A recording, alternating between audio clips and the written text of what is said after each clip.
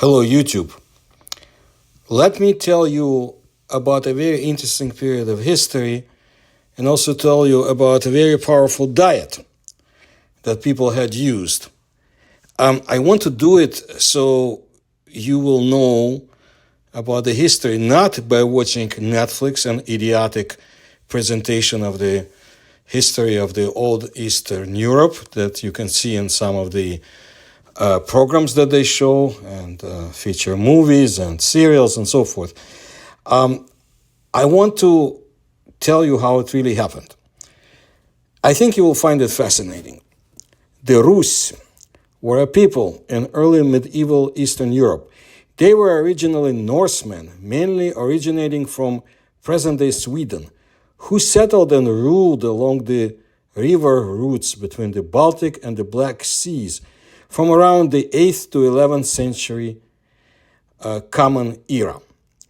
In the 9th century, they formed the state of Kievan Rus, where the ruling Norsemen, along with local Finnish tribes, gradually assimilated into the East Slavic population, with Old East Slavic becoming the common spoken language. A bogatyr or vityaz, a stock character in medieval East Slavic legends, something like Western European knight-errant. Bogatyr, bogatyri in plural, appear mainly in Rus epic poems, belinas. Historically, they came into existence during the reign of Vladimir the Great, the Grand Prince of Kiev from 1978 to 1015 as part of his elite warriors, druzhina, like the Knights of the Round Table in England. The very word bogatyr is not of Russian origin. It was borrowed from Turkish languages, where bogatyr means hero, warrior, or war commander. In the Russian lands, or in the Rus lands, to be more precise, such outstanding warriors were called hrabr, brave one, hrabry, vityaz, warrior, or maladets, young one. Why did the Rus and later the Russians need a Turkish word then? Among the Mongol Tatars, the foremost warriors were called bogatyr, and the Russians adopted this name for their heroes to underline that they were not weaker than the Mongol bogatyr. Retrospectively, in Russian tales, the heroes were also named bogatyr. And we read those stories when I was young, and we all knew about them. The three bogatyrya and so forth. Very popular in Russia, later in Soviet Union as well. Tradition describes bogatyr as warriors of immense strength, courage, and bravery, really using magic while fighting enemies in order to maintain the loosely based on historical fact aspect of the belinas, those epic tales. They are characterized as having resounding voices with patriotic and religious pursuits, defending Rus from foreign enemies, especially nomadic Turkic steppe or savanna people or Finno-Ugric tribes in the period prior to the Mongol invasions. And they protected their religion. In modern Russian, the word bogatyr labels a courageous hero, an athlete, or physically strong man. Russian heroes bogatyr became famous and became heroes of epics due to their unprecedented strength. But in order to be in such excellent physical shape, exercise alone is not enough. That's where we come to the most important part of today's lecture. The diet is no less important. So what did the Russian bogatyr eat and drink? In those days, when epic heroes defended the Rus, their countrymen did not yet know many vegetables. Carrots, cabbage, tomatoes, cucumbers, beets, peppers, pumpkins, and even ordinary onions were not on the tables of the bogatyr warriors. And potatoes, which are now considered a native Russian dish, were brought to us only by His Imperial Majesty Tsar Peter the Great. But in Russia, people ate radishes everywhere. Moreover, mainly those varieties were grown, the fruits of which were distinguished by a non-bitter taste and an extremely large mass. The weight of one such radish could reach 12 kilograms. It is necessary to mention the turnip, known to people since ancient times. It is noteworthy that the Europeans did not grow this vegetable, but in Russia, in Eastern Europe, many different dishes were prepared from it. Porridges and soups were cooked. It was used as a filling for pies and even salted. Now, semolina porridge, which is usually fed to the children with the words, "Eat, you'll be strong like a bogatyr."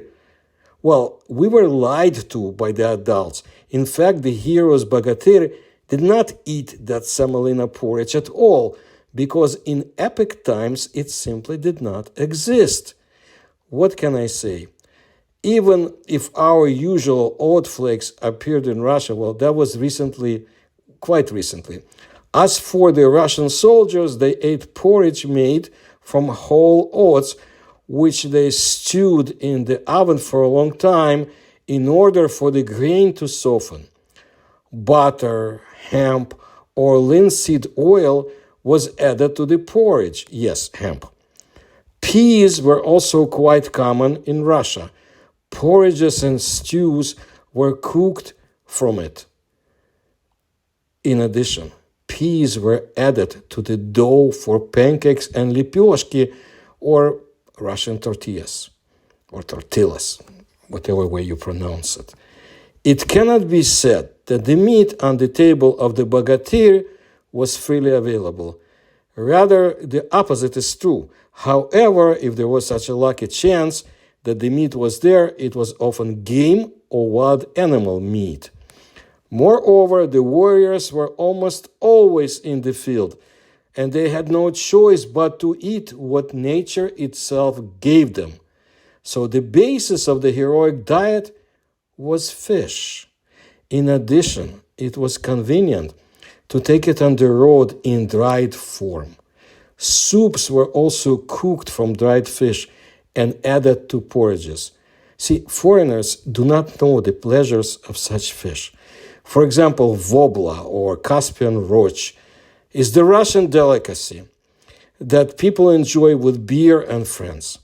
Russians are so crazy about it that they do not consider themselves Russian if they don't like wobla. Wobla is a fish that is found in the fresh and brackish waters of Caspian Sea. Salted and air-dried fish, usually herring or perch, make for a chewy, delicious Russian and Ukrainian snack. Or taranka, that's a perfect blend of robust flavors with the simplicity of dried fish, which is often consumed as a beer snack. You can get it in your local ethnic Russian or Ukrainian markets. You will not be sorry. In those epic days, everyone, from the peasant to the prince, ate the gifts of the forests, mushrooms, berries, and herbs. In this regard, the well-known sorrel should be noted. Sorrel was eaten fresh, as well as dried and salted. Wild onions, wild cherry, parsnips, quinoa, goat grass, and chistets or stakis were also harvested.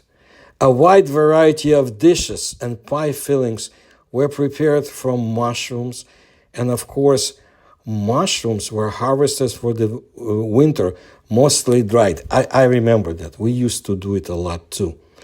In the villages of Ukraine where I would visit, and also city people, we would go and do mushrooms. As my father, by the way, did the wobla and taranka especially, preparing for the winter. And it helps a lot.